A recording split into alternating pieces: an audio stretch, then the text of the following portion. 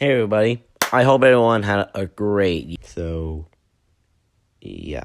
I understand so only because something has to happen in January 2nd.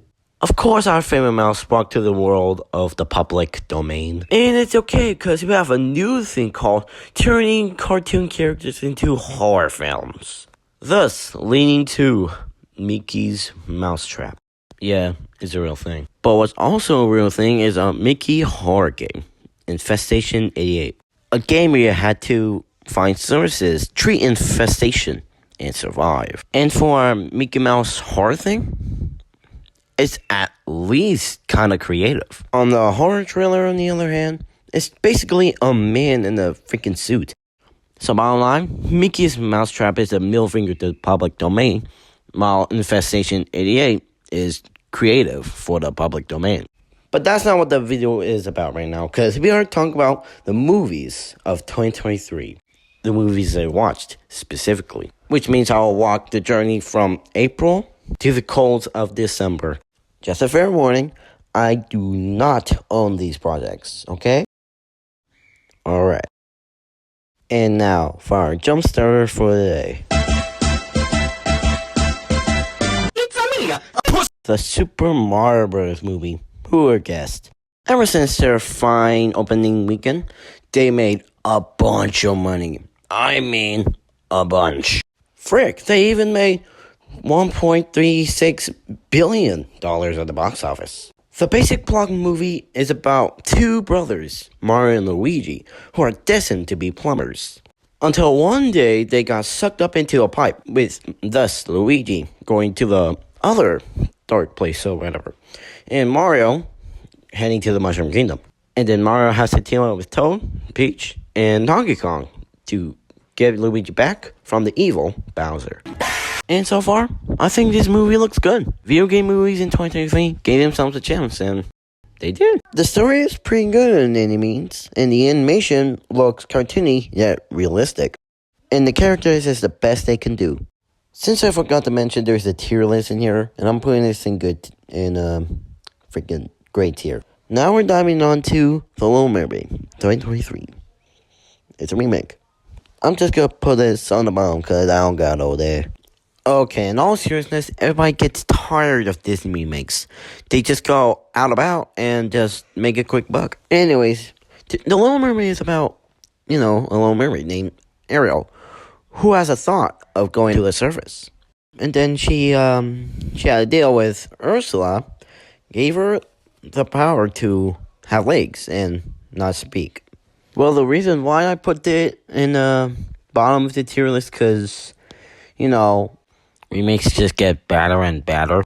I'm not saying it's bad for what it is. It's just not for me. I'm sorry.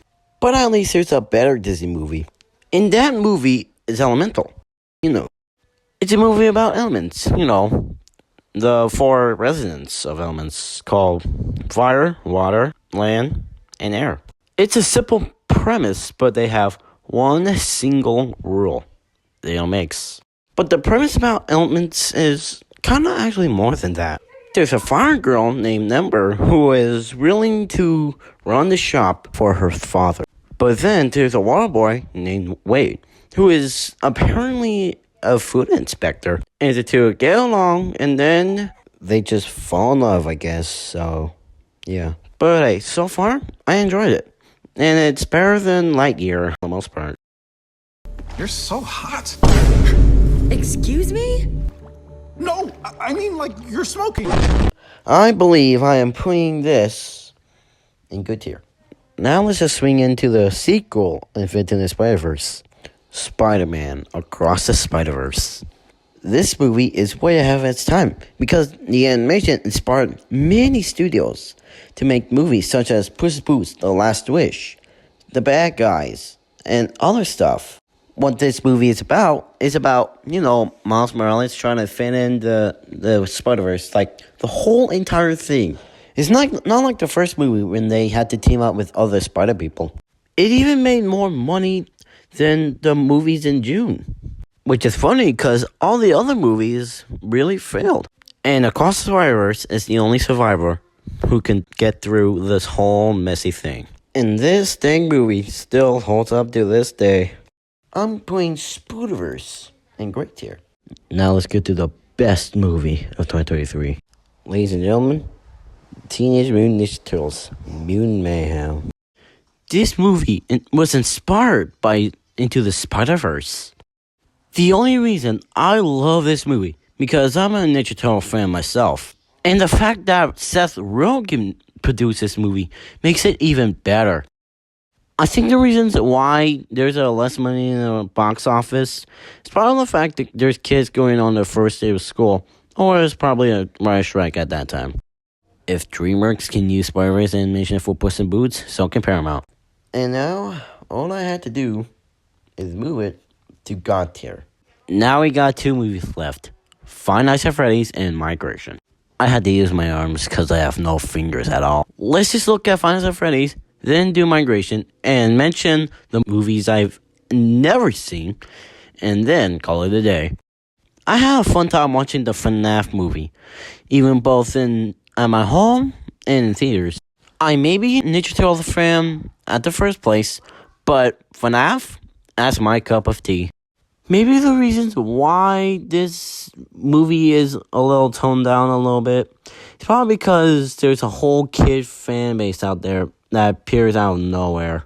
But it's nice to see Shaggy playing as, Steve, Guy, and William Afton. But hey, there's no surprise there's Josh Hutcherson in this crap. Okay, so the first night is never usually that bad in any of the games, so I'll play through. And I'm putting this in great tier, because why not? Now all we have to do is look at Migration and call it a day. This movie came out last month, so I'll do my best to do it quick without spoiling it, and then that'll be it for today. Are you sure no one's watching? Boy, if you don't... This movie is about ducks. You heard me. Little, scrawny, freaking ducks. But you know what? This movie is pretty good, in my opinion. This is a better elimination movie than others that could be around out there, despite its bad box office numbers. But what this movie really is about is a family of ducks trying to convince their father to get out of the pond and see what world has out there. And then they went for it. I'm putting Migration in good tier, because that's what I can do. And that's it. And then that's all I could do for the movies of 2023. So, what I had to do? Well, I'm going to mention the movies I have never seen before. Chicken Run, Dawn of the Nugget. I have never seen this movie, probably because I don't have Netflix. But we're still trying to figure out how we're going to get it back. But anyways, Rocky and Ginger have a little kid named Molly. Until one day, she got kidnapped into a chicken farm. And of course, Mrs. Tweety is all behind this, all along. It will be an awesome experience if I have Netflix back. Just for your information. Trolls, band together. I don't even find it necessary to have a Trolls 3. The second one is mid, kind of mid. But here in Arizona, there's this thing called Hurricane Summer Movie Fun. It's basically where, if you've seen the movie, just go there anyway. If you haven't seen it, just go there or just buy a digital copy. Anyways, it's just basically Branch with his long-lost brother, John Dory, teaming up the band once again.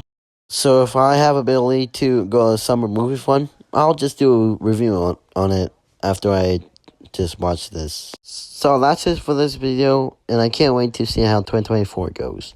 And if I ever see the Garfield movie, I'll just remember that Mario taught us how to get over Christmas voice, so yeah. Anyways, goodbye, and I'll see you guys next time.